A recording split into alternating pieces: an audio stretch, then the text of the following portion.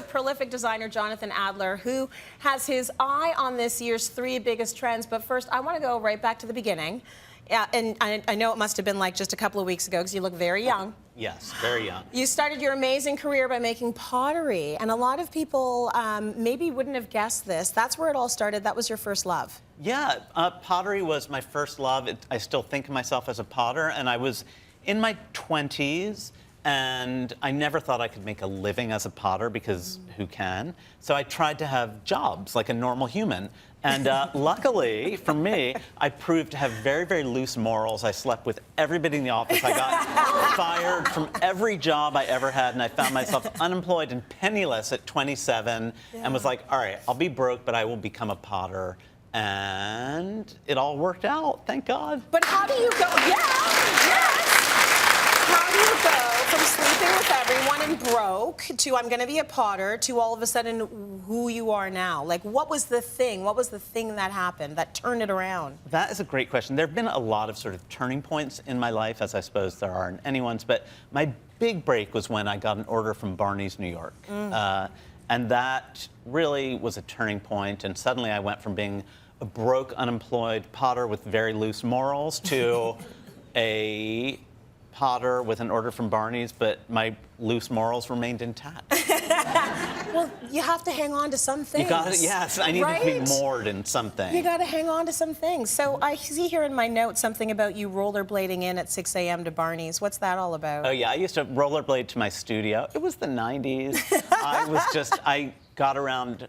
I moved around New York on rollerblades, and then I think at 28 is when your brain fully develops and your sense of danger kicks in, and that's when I was like, wait, this is a bad idea. I'm not going to do that anymore. No, I'm done. One thing I absolutely love about Jonathan Adler as, you know, a brand is your belief system, and we talked a little bit about that off the top of the show, but there are little things that I think that that sort of anchors your business. One of them is we believe that your home should make you happy. Yes, your home should make you happy. It really should. That's at the foundation of everything I do is I try to make the objects that will communicate with people and that will be like a Zoloft for your house. Yes, because do you ever feel like somewhere along the way we kind of lost that and started taking it a little bit seriously? Yeah, I think a lot of people settle for very sort of moderate, boring decor because they're like, oh, I don't want to stand out too much, and I do not support that. Okay, good. Do you know which belief that I like the best? No, but I'm curious. We believe in carbohydrates and to hell with the puffy consequences. Yes! Now that is a belief I can get behind. That is a belief I can get behind, only if I'm keeping it 100, I do not believe it at all. I am like at war with carbs. I live in the gym. I don't want to get puffy. I just pretend to celebrate the carb.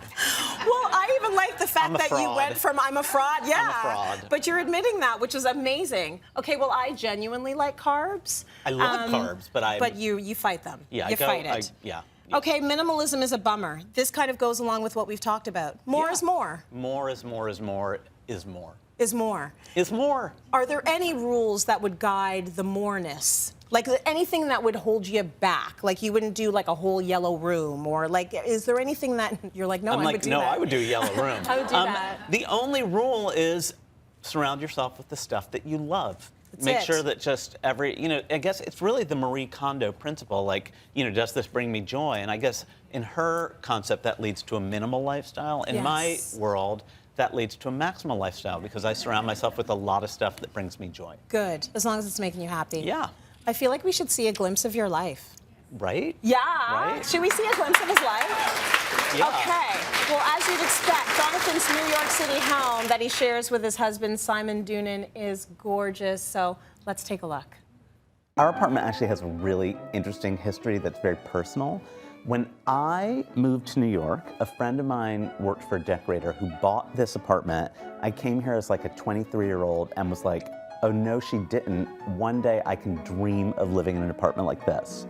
Cut to, I met Slyman on a blind date, and he had just bought the apartment from our mutual friend, and I was like, oh, you'll do.